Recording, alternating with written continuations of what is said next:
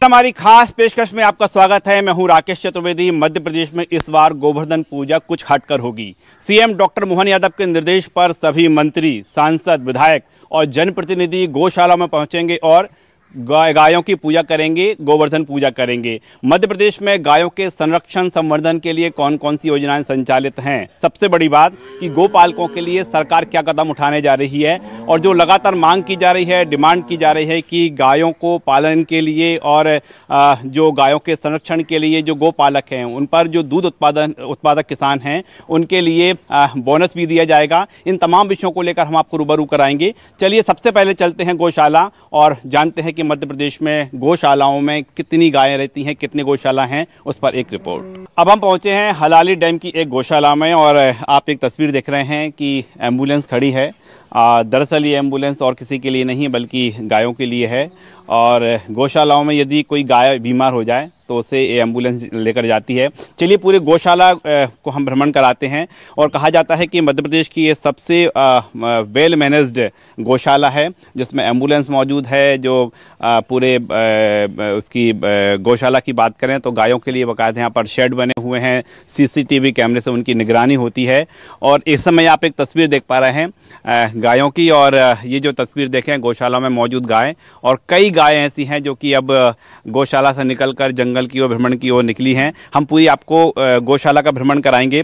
हमारे साथ जो गौ संचालन समिति है उसके सदस्य हैं और वर्तमान में हमारी 3 गौशाला हैं जी। ये हलाली डैम, यहाँ पे ये सम्राट अशोक सागर बांध, ये एक हमारी मेन गौशाला है। इसके अलावा एक सूखी सेवनिया पर भी है और दूसरी हमारी भोपाल में ब्रज विहार कॉलोनी पर। 3 गौशाला है हमारी।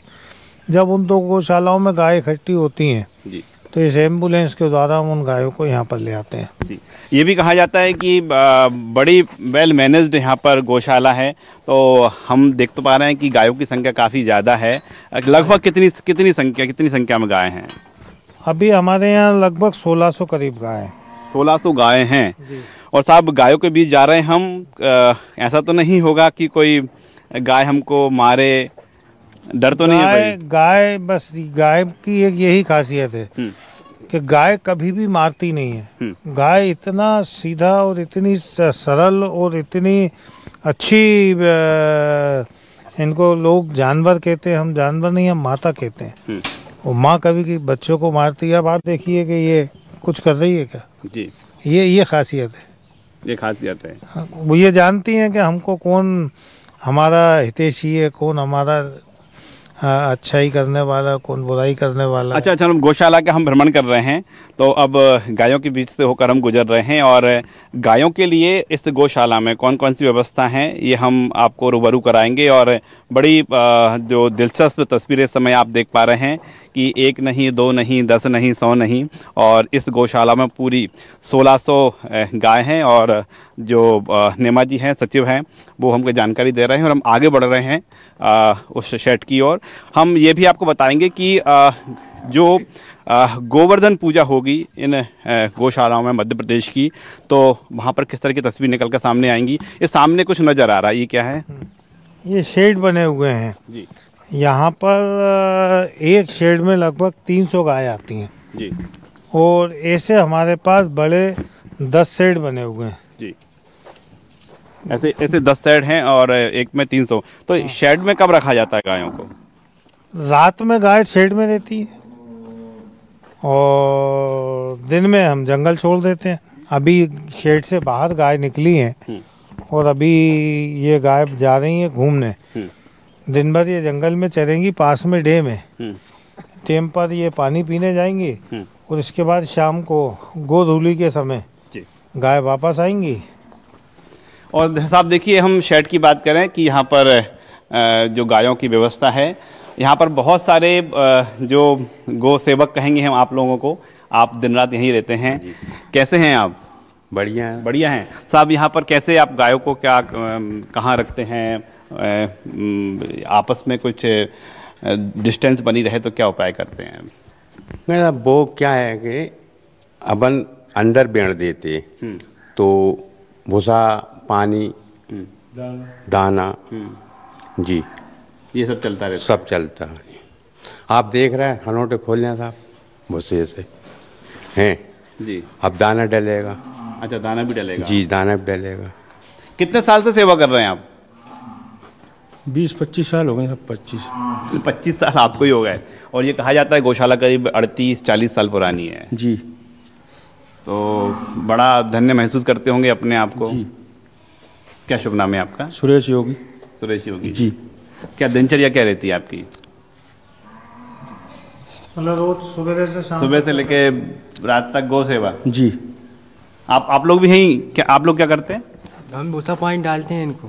अच्छा, दाना पानी। दाना पानी? जी, पानी वानी दाना डालते हैं। हाँ, चराने जाते हैं। चराने ले जाते हैं। तो आप देखें कि ये ऐसे शेड बने हुए हैं गौशाला में, और अब हम उस बात की वो जिक्र करेंगे जिसकी सभी को इंतजार है सीएम डॉक्टर मोहन यादव के निर्देश पर।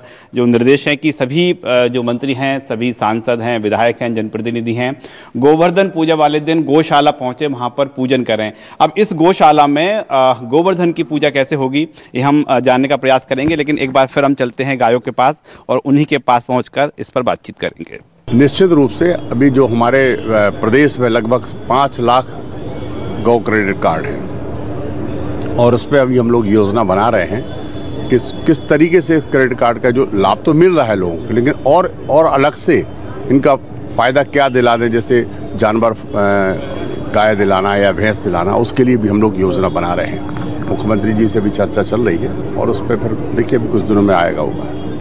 गोवर्धन पूजा पर इस बार बड़े स्तर पर सभी गौशालाओं में पूजा अर्चना होगी। सभी जो जनप्रतिनिधि हैं वो पहुंचेंगे। और मध्य प्रदेश में हम सरकारी आंकड़ों की बात करें तो 1289 है सरकारी गौशालाएं बताई जाती हैं और 627 निजी गौशालाएं, और इन गौशालाओं में 3.5 लाख से अधिक गोवंश है। हालांकि सरकार का यह दावा है कि ये जो आंकड़ा है गोवंश का और अधिक है। इसके साथ ही मध्य प्रदेश में एक बड़ी उपलब्धि है कि जो देश में दूध का उत्पादन है उससे अधिक दूध उत्पादन मध्य प्रदेश में होता है। हम देश में प्रति व्यक्ति दूध उत्पादन की बात करें तो 459 ग्राम प्रति व्यक्ति के हिसाब से दूध की उपलब्धता है, लेकिन मध्य प्रदेश में ये जो आंकड़ा है 644 ग्राम प्रति व्यक्ति के की उपलब्धता मध्य प्रदेश में है। यानी दूध उत्पादन में मध्य प्रदेश देश में तीसरा राज्य है और प्रदेश में हर दिन करीब 5.5 करोड़ लीटर दूध का उत्पादन होता है। अब हम बात कर रहे हैं कि इन गौशालाओं में जब गोवर्धन पूजा के दिन पूजा अर्चना होगी वो तस्वीर कैसे होगी, और सचिव महोदय हमारे साथ हैं। सब एक अलग तस्वीर देखने को मिलेगी, चाहे सीएम की बात करें, चाहे मंत्री हों, सांसद हों, विधायक हों, जनप्रतिनिधि। गोवर्धन पूजा वाले दिन हर व्यक्ति, हर जनप्रतिनिधि गौशालाओं में मौजूद रहेगा। देखिए, सरकार जो प्रयास कर रही है, सरकार को ऐसे अच्छे प्रयास करते रहना चाहिए। और कई बार जब जनप्रतिनिधि किसी भी गौशाला में जाते हैं उत्साह दुगना हो जाता है। वहाँ पर जो वर्कर काम करते हैं, जब हम उनका सम्मान कराते हैं उन लोगों से, तो काम करने वाले जो कर्मचारी हैं उनका भी उत्साह बढ़ जाता है। जो लोग गौशालाओं में जाते हैं, गौशालाओं में पूजन करते हैं, वो तो उनको करना ही चाहिए और हम लोग तो कर ही रहे हैं। और अगर जनप्रतिनिधि आएंगे तो हमको तो और संबल मिलेगा उनसे। लेकिन जो लोग गौशाला नहीं जा सकते उनको अपने घरों में, अपने परिवार में, अपने जहाँ भी आसपास गाय जहाँ भी हों वहाँ जाकर पूजा करना चाहिए और गोवर्धन पूजन मनाना चाहिए। गोवर्धन पूजा मनाना चाहिए। आपकी हम गौशाला की बात करें तो आपकी गौशाला में गोवर्धन पूजा की क्या तैयारी है? हमारे गौशाला में हर साल, चूँकि हर साल गोवर्धन पूजा होती है तो ये कोई नई बात नहीं है, 40 साल से हो रही है। तो अब ये गायों को जो तैयार करना है तो वो दिवाली के दूसरे दिन ये सब गायों को तैयार किया जाएगा। बाकी सारे हमारे जो वर्कर हैं, अभी हमारे यहाँ 22 कर्मचारी काम कर रहे हैं। 8 कर्मचारी हमारे यहाँ ये जो गोकास्ट वो बनाने के लिए लगे हुए हैं। गोकास्ट का आपने जिक्र किया, जरा हम चलेंगे कि गोकास्ट का निर्माण कैसे कर रहे हैं आप और कितना गोकास्ट का निर्माण होता है। करीब आपने जो आंकड़ा बताया, करीब यहाँ पर 1600 गाय के आसपास यहाँ पर आपकी गौशाला में मौजूद है। हम गोकास्ट की बात करें तो गोकास्ट का कितना निर्माण होता है और इस उपयोग क्या किया जाता है गोकास्ट का? हमारे यहाँ जो गोकास्ट बनता है जी, ये पूरा गोकास्ट भोपाल के शमशान घाटों पर जाता है। आपको बता दें कि भोपाल में पहली बार मध्य प्रदेश में अगर गोकास्ट बनाने की शुरुआत हुई तो ये ब्रजमोहन रामकली गौ संरक्षण केंद्र के अध्यक्ष प्रहलाद दास मंगल जी ने की। उन्होंने यहाँ पर पहली मशीन लगाई मध्य प्रदेश की, वो पहली मशीन लगाकर गो कास्ट बनाना शुरू की जी। और आज मैं बहुत ही दावे के साथ ये कह सकता हूँ कि आज तक हम हजारों पेड़ बचा चुके हैं, क्योंकि एक शव के अंत्येष्टि में 2.5 से 3 कुंटल लकड़ी लगती है पर डे कम से कम।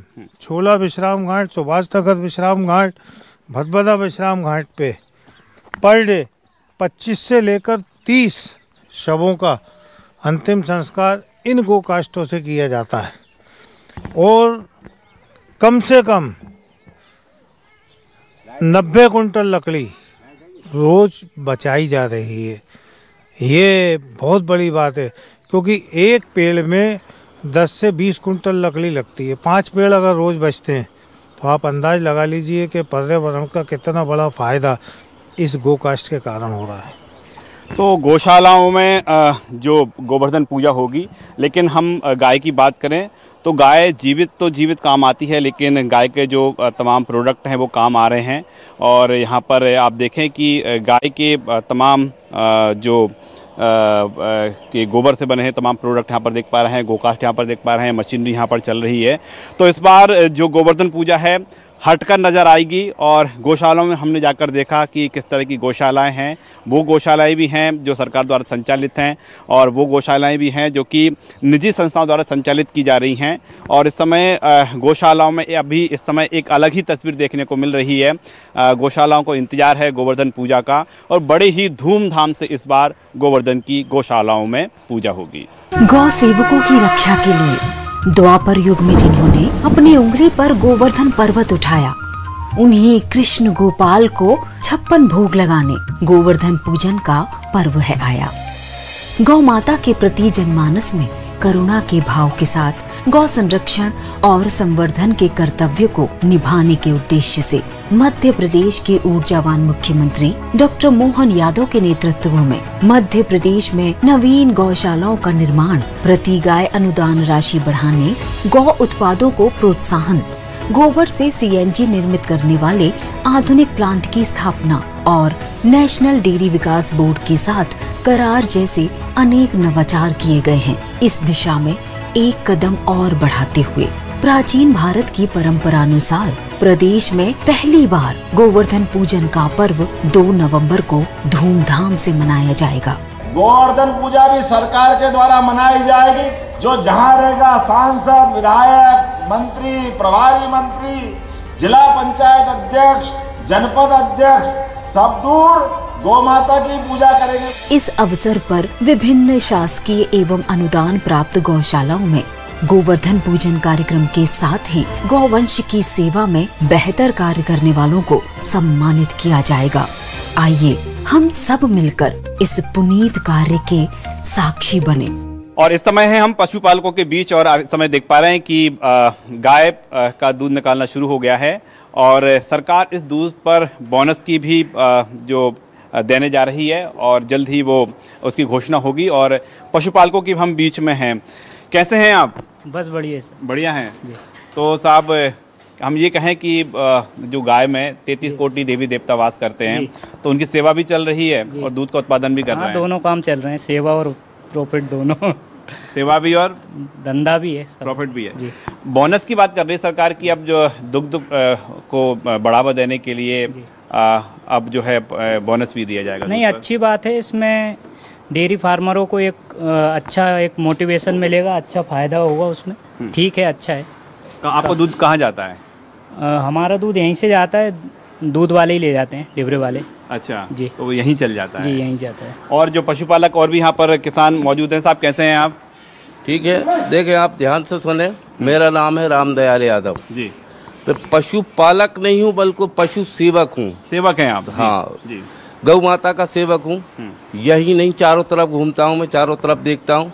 और ये अच्छी बात है, मेरे नॉलेज में भी है कि हमारे यहाँ के मोहन यादव मुख्यमंत्री एक पशुपालक क्रेडिट कार्ड निकालने वाले। अच्छी बात है, ये जरूरी भी है। देखो, बड़ा कोई पशुपालक हो या छोटा पशुपालक हो, सबको फायदा होना चाहिए। और ये अच्छी बात है कि वो मुख्यमंत्री हमारे इस काम को कर रहे हैं। मैंने एक नहीं, मैंने चारों तरफ गांव है, चारों तरफ के गांव में जाता हूं, छोटे पालक को भी देखा हूं, बड़े को भी देखा हूं। लेकिन ये बहुत अच्छी बात है और इस तरीके का करना भी चाहिए। देखो ये गौ माता है, आज से नहीं है, 33 करोड़ देवता इनके शरीर में है। आदमी हष्ट पुष्ट इससे होता है, बच्चा हो या बड़ा हो, किसी भी जाति का हो। देखो मैं विशेष जाति का नाम नहीं हूँ, मैं सनातन धर्म से हूँ, लेकिन किसी जाति का नाम नहीं लूँगा। लेकिन हर जाति का आदमी, हर जाति का लोग गाय माता का दूध पीता है और ये बहुत अच्छी बात है। और गौ माता को सर्वोपरि रखना भी चाहिए। और बल्कि मैं तो ये बोलूँगा, देखें आप साहब हम इस पे भी जिक्र करेंगे कि दरअसल जो सहकारी समितियाँ हैं वो भी बढ़ावा मिले, मतलब दूध का उत्पादन बढ़े, लेकिन किसानों को दूध का पूरा दाम भी मिले, तो सहकारी समितियों की संख्या भी लगातार बढ़ेगी। हाँ, अगर मान लो किसानों को उसका पैसा मिलेगा, ज्यादा बढ़ा हुआ मिला, तो सरकारी संस्था को भी बढ़ावा मिलेगा, उसको भी दूध ज्यादा मिलेगा। लेकिन उसको मिलना चाहिए ना। और बल्कि मैं तो ये बात ये भी कहना चाहूंगा आपके न्यूज चैनल के माध्यम से, गौ माता है, इसको किसी भी तरीके से सबसे निवेदन है। मेरा एक यूट्यूब चैनल भी है, मेरा खुद। बिल्कुल। और इस समय आप तस्वीरें देखें कि हम जो गोपालकों के बीच मौजूद हैं और यहाँ की जो सुंदर तस्वीरें इस समय आप देख पा रहे हैं, इन सुंदर तस्वीरों के बीच हम आपके बीच हैं और इन्हीं तस्वीरों से हम आपको रूबरू करा रहे हैं। और पशु प्रेमी भी यहाँ पर मौजूद हैं, पशुपालक भी यहाँ पर मौजूद हैं। आप बताइए कैसे? सबसे पहले बढ़िया, ठीक ठाक। अब सरकार का टारगेट है कि अगले 5 साल में मध्य प्रदेश में जो दूध का उत्पादन है 2 गुना हो जाएगा। कुछ सुझाव आपके कि सरकार को और क्या क्या करना चाहिए और सरकार कैसा काम कर रही है? देखिए, वर्तमान में सरकार तो बहुत अच्छे काम कर रही है, लेकिन मेरे 2-3 सुझाव हैं। एक तो जिस तरीके से किसानों को किसान क्रेडिट कार्ड दिया जाता है, उस तरीके से शासन को पशु क्रेडिट कार्ड की योजना भी चालू करना चाहिए।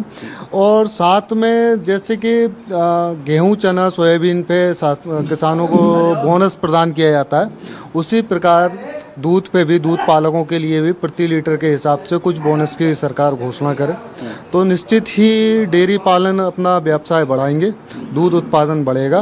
दूध उत्पादन बढ़ेगा तो प्रदेश में खुशहाली आएगी, देश में खुशहाली आएगी और देश समृद्ध बनेगा।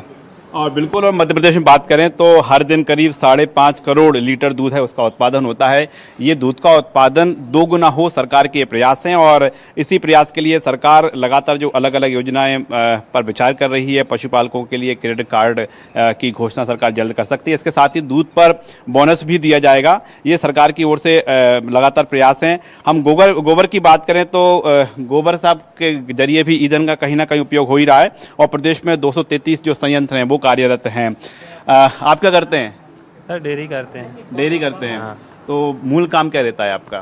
मूल काम डेयरी का ही है। डेयरी का ही है। हाँ। तो और साथ में कृषि है। कृषि भी है और ये भी है। तो आपकी सलाह है दूसरे किसानों को जो अभी इस क्षेत्र में नहीं हैं कि वो भी पशुपालन करें?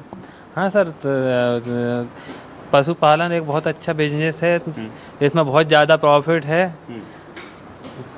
और दूसरे किसानों को भी इसके साथ मतलब पशुपालन करना चाहिए, क्योंकि खेती के साथ में पशुपालन की कॉस्ट कम हो जाती है, इसलिए खेती के साथ पशुपालन करना चाहिए।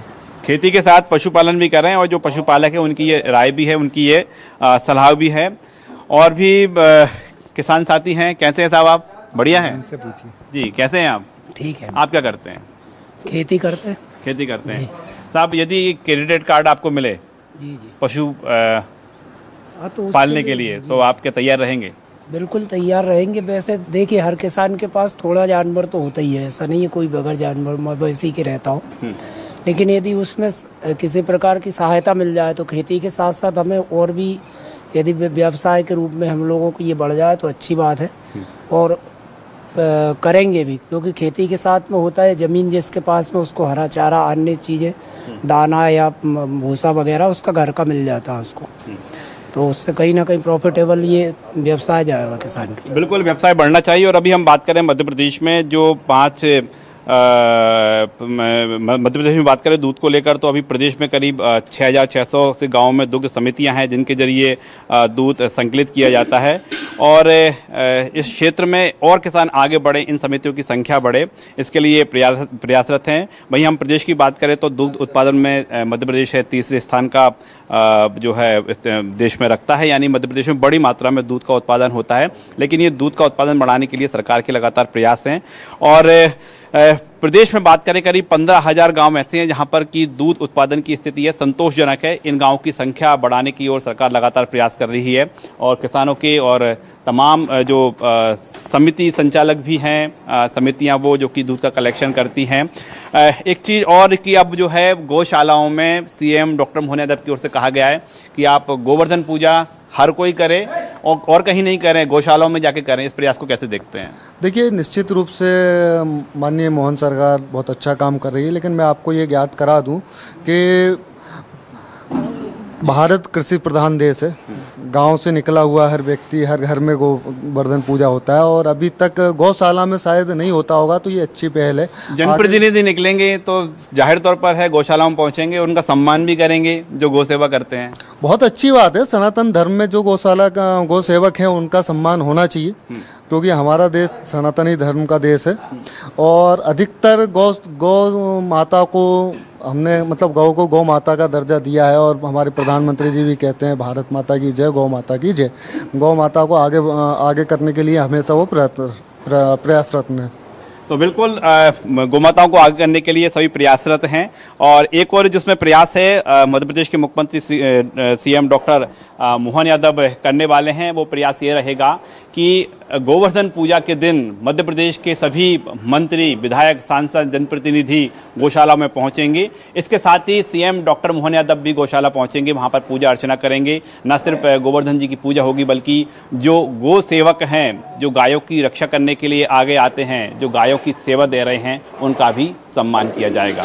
कैमरामैन लवनी सैनी के साथ राकेश चतुर्वेदी, न्यूज़ 24 भोपाल।